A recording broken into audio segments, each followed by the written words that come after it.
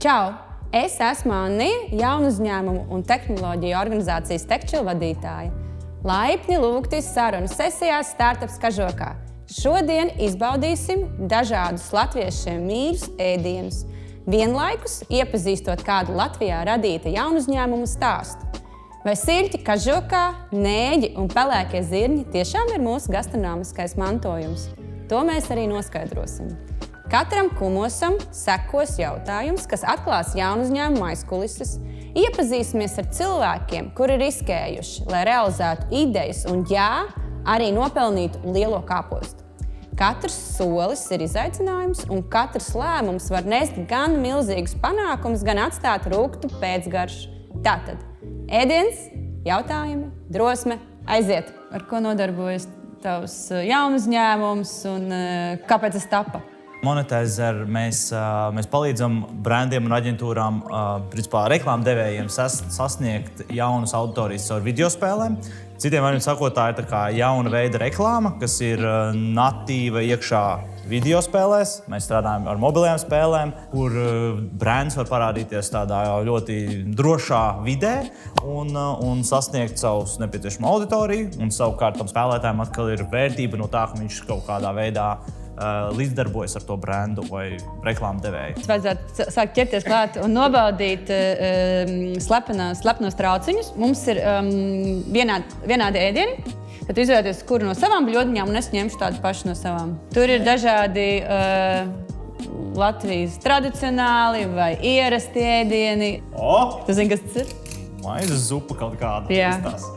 Tev ir kaut kas tāds, kas tev īpaši negaršo, ko tu baidies, ka te ir. Šitā ļoti garšīgi. Man ir kaut kādas dažas tādas ar zivīm saistītās lietas, kas man varbūt tās nav īpaši līdz galam. Es ceru, ka tas nav tā kā nekas tik traks, ko es nevarētu apēst, bet tas ir tas, kā mēs vairāk bail. Izstāsti, kā tu nonāci līdz šādam biznesa modelim? Vai patiesībā tā pirmā ideja arī bija ļoti tuvu pie produkta, kādu tagad strādā, vai pa ceļam mums vajadzēja atrast citu ceļu un kaut kādas iespējas pamainīt? Mēs esam nonākuši pie šī konkrētās versijas, šim biznesa modelim. Mēs esam nonākuši tādā ceļā, kur mēs esam vairākas reizes pamainījuši to virzienu. Sākumā tas bija pavisam īstenībā kaut kas cits. Sākumā tas bija veids, kā tas bija saistīts ar videospēlēm, bet tas bija veids, kā šie spēļu izstrādātāji var pelnīt vairāk naudas no savām spēlēm, pārdodot tādus personalizētus gan tēkrakstus, gan visādas spēles balvas iekšā spēlē. Pāris iterācijas vēlāk mēs nonācām pie tās problēmas, ka šis pārdošanas ceļš, kaut kādu tēkraklu un visādu citu produktu, apdrukātu produktu pārdošanas ceļš bija adresēja tikai tos pāris procentus no spēlētājiem, kas tiešām būtu gatavi pirkt kaut kādas tādas lietas. Mūsu mentori no akcelerācijas programmām ASV visu laiku atgādināja par to, ka varbūt tās nefokusējieties uz tiem 1–2% no spēlētājiem, bet fokusējieties uz tiem 98% spēlētāju, kas nemaksās. Un tad atkal tur ir tas branda reklāmdevēja leņķis. Bet kāds tev sakars ar reklāmām? Vai tev kaut iepriekš ir tāda pieredze, vai tu esi to studējis? Es personīgi esmu studējis būvniecību, tā kā man vispār reklāmas ir bijis kaut kas tāds, kas man vienkārši ir. Man ar co-founders ir strādājis reklāmas sfērā. Tas bija tā kā naturāli, ka mēs agri vai vēl nonācām līdz šim modelim. Tu esi gatavs nākamajam? Jā. Kuru tu vēlies? Es nezinu, iesim pēc kārtas šito. Ļoti labi. Liekas, pēc saldā ļoti labi. Perfekts. Cheers. Cheers. Kas tev no šī ir kaut kas tāds, kas tev negaršo? Kas biedē? Pāris lietas. Izstāstīja, kas bija jūsu pirmais produkts? Tas bija tieši tad, kad sākās pandēmija, apmēram 20. gads kaut kur, kad mēs mainījām šo biznesa modeli un mēs sapratām, ka kaut kas ir jādara. Mēs uzlikām uzdevumu, ka mums ir jāpārdod kādam reklāmdevējam kampaņu vismaz $50,000 vērtībā. Un tad mēs ticējām, ka mēs varēsim caur mūsu pazīšanām spēļu industrijā, ka mēs varēsim to piegādāt. Un tā 1 un 2, un tad pirmais klients, ko mēs dabūjām, bija ASV tāds brands Charmin, kas ir toalas papīra brands. Un tas bija ļoti smieklīgi, jo tad, kad mēs runājam ar Procter & Gamble, kas ir tā kompānija, aiz visiem šiem brandiem. Viņiem ir 65 dažādi brandi, ieskaitot Tide, Ariel un Head & Shoulders un visādi tādu brandus. Un Charmin ir viens no viņiem. Bija šīs pārunas, un tad viņi izdomāja, šajā konkrētajā brīdī tieši Charmin brands ir tādā pozīcijā, mums ir ekstra budžets, mēs varam to izmantot. Es atceros, tas bija ļoti man tas bija tāds, Dievs, kā mēs tagad toaletes papīru brandu ieliksim tā, lai tas parādās spēlē ļoti natīvi un tā. Bet jā, beigās atradām visus sataisījām vienā no tādām ļoti populārām mobilajām spēlēm. Un pēc tam nākamajā gadā mēs dabūjām 7 P&G brandus. Tas bija pirmais, un tas aizgāja 7, un tad jau pēc tam vairāk. Mārtiņ, starp runāšanu. Labi. Pagājušajā vēl. Nākamo, ja? Jā, ejam pēc kā. Šis ir ko es mazāk. Mazāk? Jā, Kāpēc? bet Rosals, katram savu. Es nezinu, tas svētku sezonā. Tu mājās taisi Rosals? Es pats netaisu, Sieva? bet mēs, es nezinu, svētku sezonā mēs ļoti ēdam Rosalu. Jā, cilvēkam garšo Rosalu. Tev negaršo Rosals? Jā, es atzīšos, man negaršo Rosals. Wow! Kā tu izvēlies komandu? Tas ir ļoti labs jautājums. Un ļoti tāds, es nezinu, man liekas, pat ļoti individuāls jautājums. Sevišķi tādās relatīvi mazākās komandās, jo šobrīd mēs esam tādā ap 10 cilvēku komandas izmērā. Laikam no manas perspektīvas skatoties, mēs esam darījuši to tā vairāk tā pamēģinam un tad skatāmies, kas strādā, kas nestrādā. Un ir ļoti daudz lietas bijuši, kas nestrādājuši.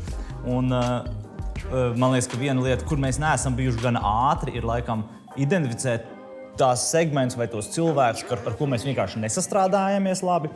Jo, sevišķi tādā mazā komandā, tas ir 1 vai 2 no 10 cilvēkiem, ar ko tev nav īsti labs vai kontakts, vai jūs vienkārši nesaprotaties, vai vienkārši kaut kas neklikšķis ar jums. Tā mācība laikam ir maksimāli ātri atrisināt šīs situācijas. Tas var būt ļoti nepatīkami, un tu pats emocionāli gribās to atlikt, un dot bet varbūt šis strādās, varbūt vajadzīgs vēl ekstra viens laiks, un vēl mēnesis, vēl 2 mēneši. Un kaut kā atkal un atkal ir šī kļūda pieļauta, un atkal es esmu nonācis pie tās pašas secinājuma. Kad lēmumi jāpieņem ātrāk? Tas vienkārši, ja tev tāda sajūta ir, vai tev liekas, ka kaut kas neštimē, tad to principā jādara uzreiz. Kas tas ir? Šis būs, man liekas, Tas, ko tu negribēji. Mans mīļais. Tā, es paņemšu kādu šito. Šīs lietas ir tādas, kas man neīpaši patīk. Kas ir tas, ko tu tagad ēdīsi? Tas ir kaut kāds nēģis vai kaut kas tāds? Jā, te Latvijas delikatese nēģītis. Kādas tev attiecības ar nēģiem? Garša nav slikta. Es nevaru teikt, ka viņa ir slikta, bet...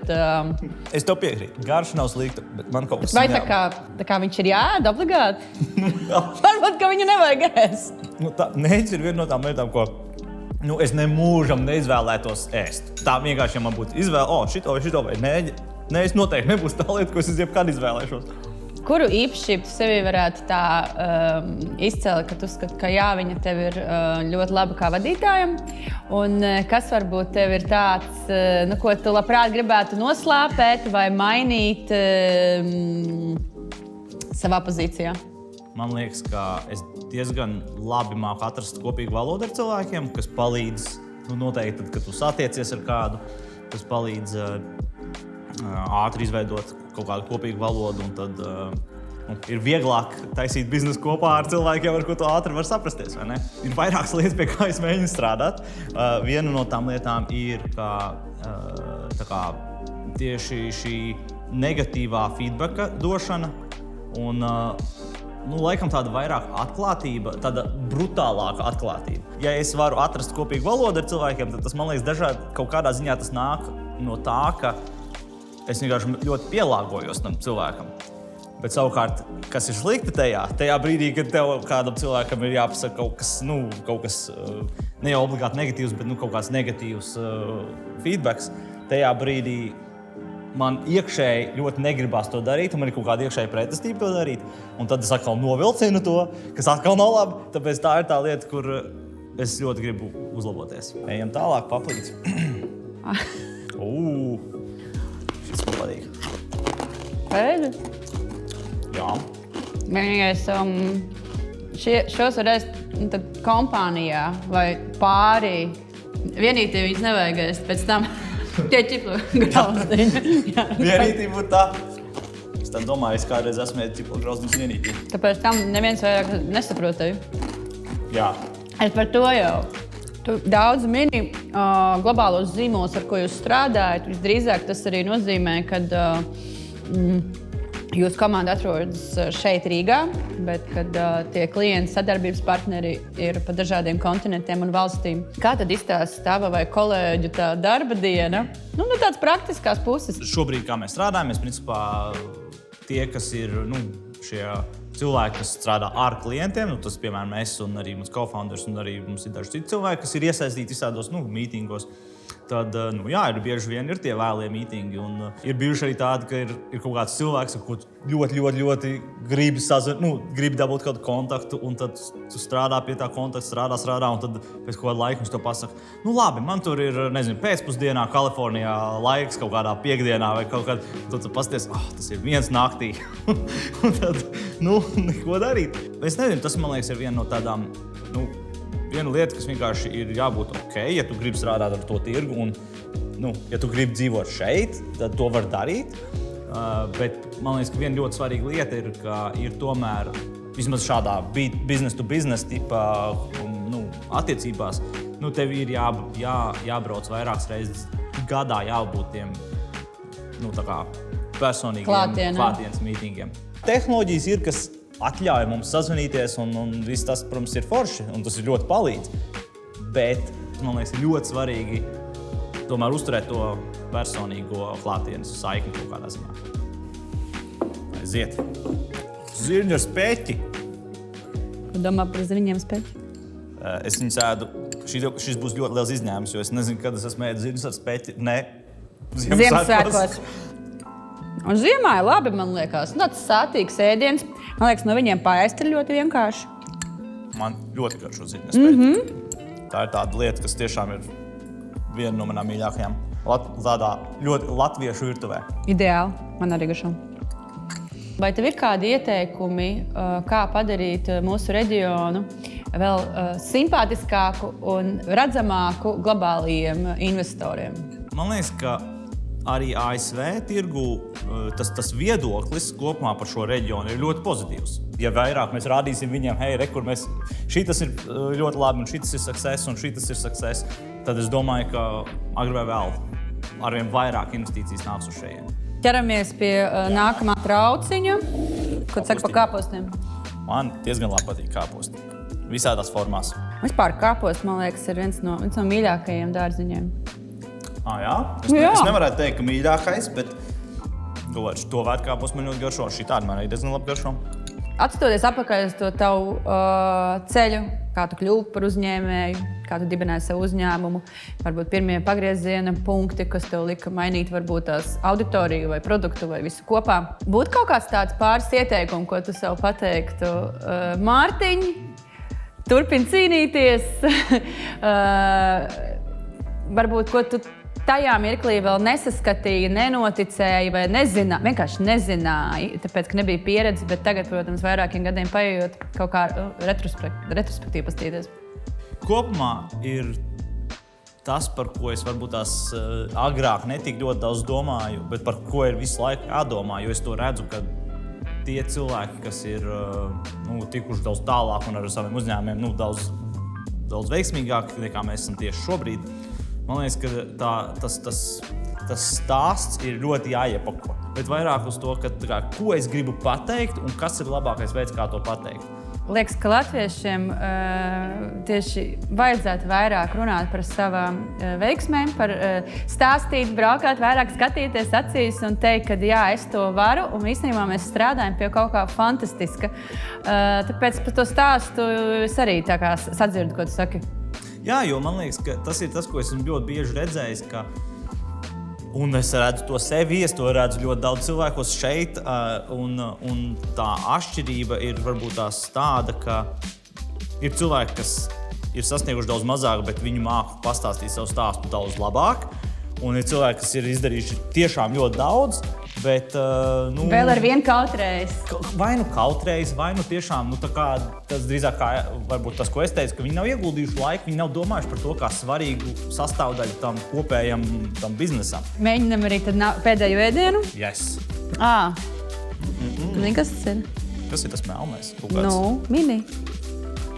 Tā ir asinsdēsa! Jā, Oh. bet kas tur blakus ievārīja viņš? Tas ir kaut kas, es nezinu, kas tas ir. Brūkleņs lēš. Kas tie ir āboli? Es zinu, ka lielākai daļai cilvēki nepatīk asinsdēsas. Mēs esam pagājuši šis sēdiens. Tu man izstāstīji ļoti daudz interesantas lietas. Es novēlu tev un Monetizer komandai veiksmi, ticēt saviem spēkiem un, nezinu, tiekamies kaut kad citreiz un izstāst jau, kas jauns noticis ir. Es noteikti turpināšu stāstīt, mēģināšu stāstīt labāk stāstu. Un super, liels paldies tev par gan šo visu pieredzi, gan arī jautājumiem. Un man bija ļoti liels prieks pārunāties. Tiekamies jau drīz!